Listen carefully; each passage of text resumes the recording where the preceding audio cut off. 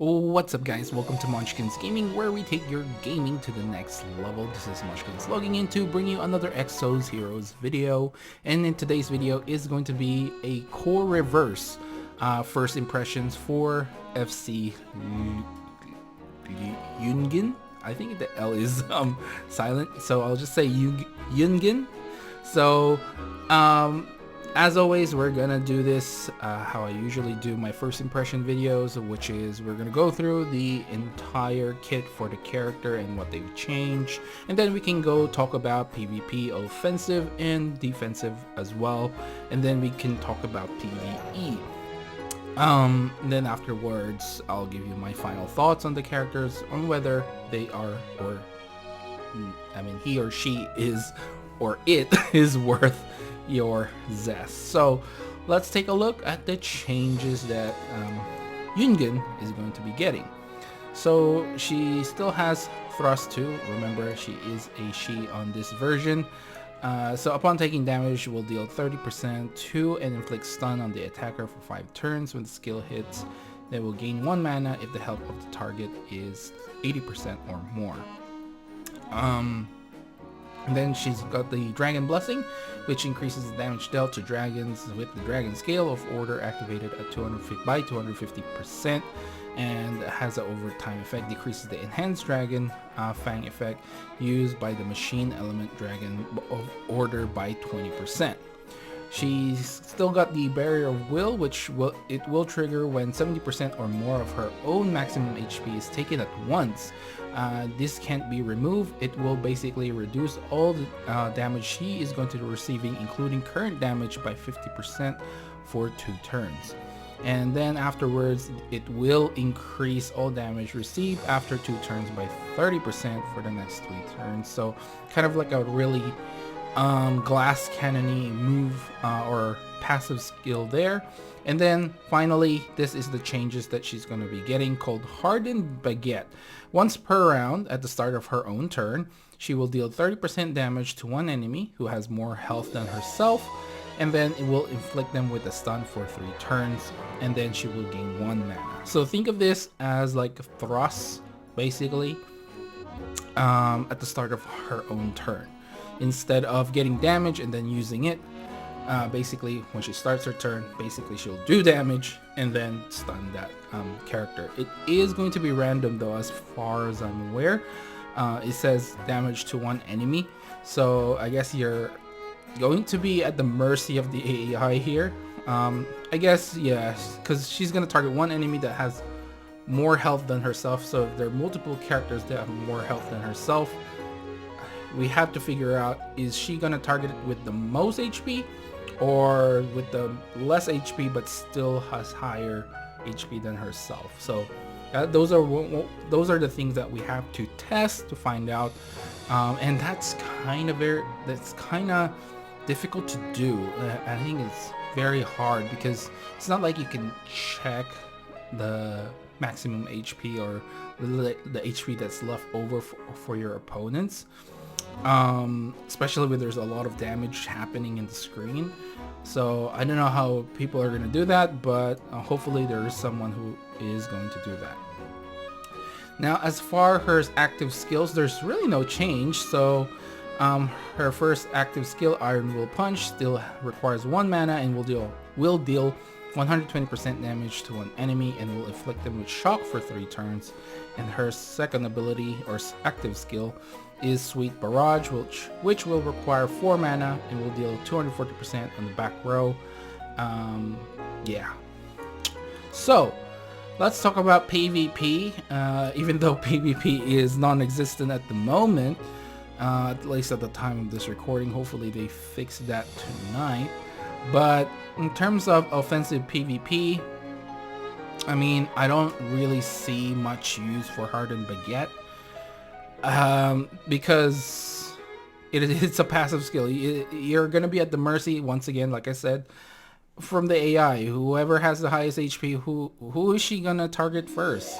Will she target a character that's already had a turn? That means they won't skip their turn. So it's one of those things that RNG, you're gonna be at the mercy of RNG. So I'm not really into that. It's not too reliable, right? Yeah, and there's really nothing you can do in offensive PvP because you can't control it. And what we talk about when we talk about offensive PvP, it's more of what you can control yourself. So if she actually had changes to her abilities, or her active skills I should say, then there's more things that you can control. This is a nice little thing that you do extra damage, but 30% isn't a lot. Let's put it out there, right? Like thrust, as far as damage is concerned, is actually pretty disgustingly bad. You know, when you get hit by thrust, it's not the damage that really hits you, it's the stun itself. So this one is, yeah, so damage. If she can stun like a character that hasn't had a turn and does not have any status immunity, then I say go for it. As far as I'm aware, Lyungen's speed is actually decent. I think he was sitting at like 70, if I remember correctly. So FC Iris is still faster, but then that means FC Iris can't remove the stun afterwards. Now Cleanse does not remove status effects. Cleanse removes dot effects and debuffs. So status effects like stun and stuff like that, Cleanse will not remove that. So yeah, definitely will have a little space in PvP, but I would not say it's gonna do a lot of good, you know. It's just hard to say who she's gonna stun, even though it specifically says one enemy who has more health than herself. There's probably gonna be a lot of enemies who have a higher health than herself, especially sitting at the mid tier in terms of speed. So in turn order stuff, she's not gonna go first anytime soon. So that's it for offensive. There's really nothing to talk about really, because this is the only change they've got. More of the offensive stuff, when we talk about offensive PvP, we do a lot of the abilities itself. I know there's definitely some passes we really talk about in offensive PvP, but for the most part, these are the things that you can control. Now in terms of defensive, I think it's a little bit nicer on that side, although there's really not much change. But because you are already at the mercy of your own AI, then you know there's not much you can do. If she can stun someone, that's great. You know, unfortunately it does last for 3 turns only. A lot, not a lot, but it's lower than the thrust, which is 5 turns. But yeah, there's really nothing to talk about in defensive wise, because this is the only change that she basically got. And since you're already at the mercy of the AI, it's not like you're gonna lose anything, you know. In offensive, you have control, but you're losing something if the AI takes over. If you can target who actually gets stunned, that would be better. But yeah, this looks like it's random, right? She'll just attack and then she gets a turn. Then she gets her turn. I think that's what it is. If you can actually target who you can harden baguette, that would be pretty something. Actually, now that I think about it, didn't say you cannot control it, so we'll just have to wait and see. I already have Lyungen, so I can probably try, but we'll have to wait and see, because my Lyungen isn't exactly geared up, so I don't think she's gonna survive PvP anytime soon. But anyway, defensive wise, yeah, nothing. You're not gonna lose anything that you've gained. So there's that for defensive. I just feel like the Bearer of Will is actually still pretty good in terms of both offensive and defensive as well. Especially if she's taking a lot of damage, she will survive at least the next one. If you can get her heal up, that's like 50%, you know, reduced damage, right? For 2 turns. It's only 2 turns, but it helps. Now, excuse me, let's talk about PvE. PvE for her, I mean, she's gonna be great in the Holy Dragon Grounds because of Dragon Knight Blessing. That's the main use in PvE. Unfortunately, there's just a lot of like status effect immunities when it comes to bosses in PvE, especially like newer chapters. Now, once you get to the older, like it's like once they update and then the chapter becomes older, I think they lose the immunities. I'm not entirely sure on that, but it definitely helps if they can stun even like those little ads or little minions that the enemies have, or the start of waves. You know, the first 2 waves usually there's just a bunch of enemies. So she gets her turn, you can stun someone. They don't get a turn. Hopefully you are faster than them. With gear, I think you can hit the 80 speed mark, as far as I'm aware. So there's definitely some space in PvE which you can stun and hopefully, you know, get a free turn there. They don't attack you, so you survive a lot more. Other than that, PvE, I always say PvE is sort of non-existent. It's non-existent in Exos Heroes because there's really no PvE that is worth doing apart from Holy Dragon Grounds. And of course, like all the daily resource grind, I mean, you can definitely put her in there. Like I said, those first 2 waves she can stun, and then hey, that's free turns, right? Those are the only PvEs that are very, very useful.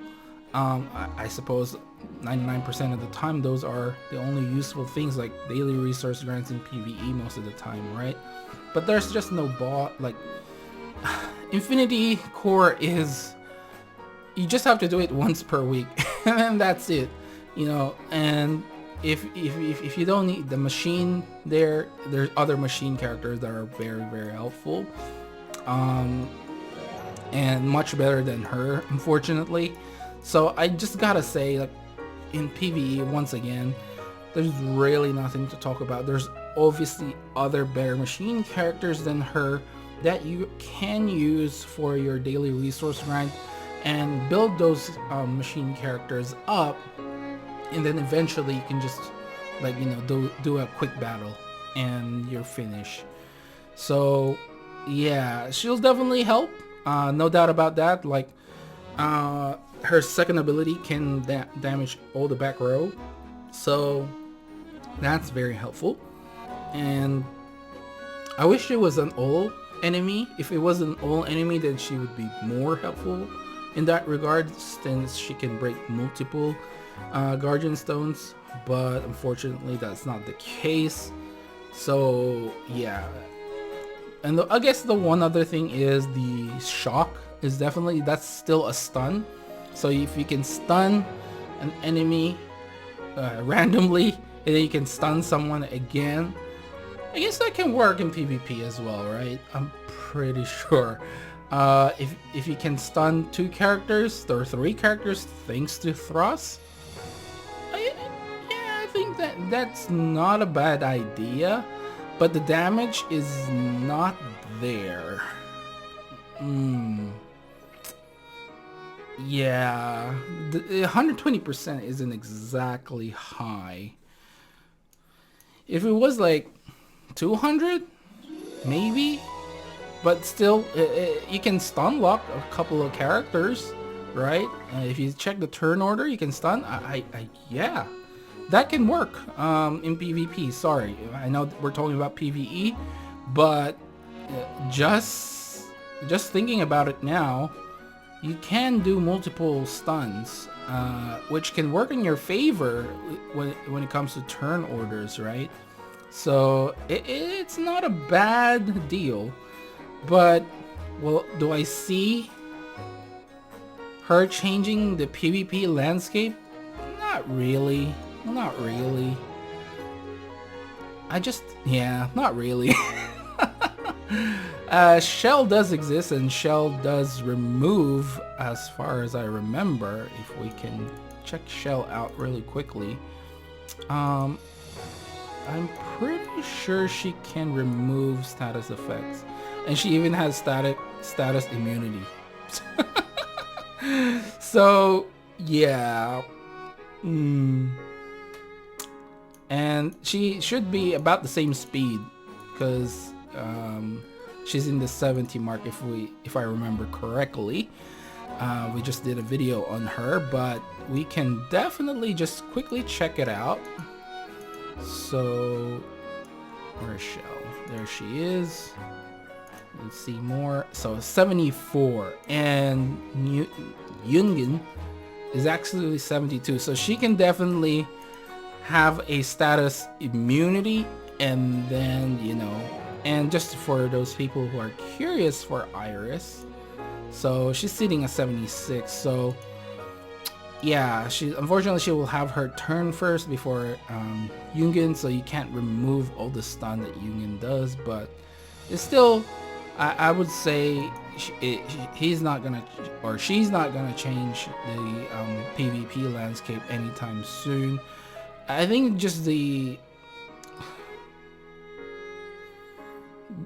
because of Signature Force is such a big thing, right? And it can go through a lot of things. So the other thing I'm thinking is, I'm sure it's not, because I know Thrust doesn't trigger Signature Force, so I'm doubting that passive skill does that as well. So I'm gonna leave it at that. So I guess overall, my overall thoughts is not gonna change PvP landscape.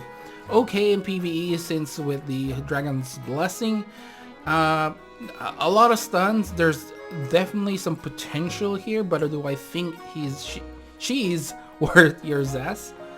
I just don't think so. I mean, I already have her, so that can be considered bias. I already have her, you know, but I just don't personally really think that she's gonna change the PvP landscape at all.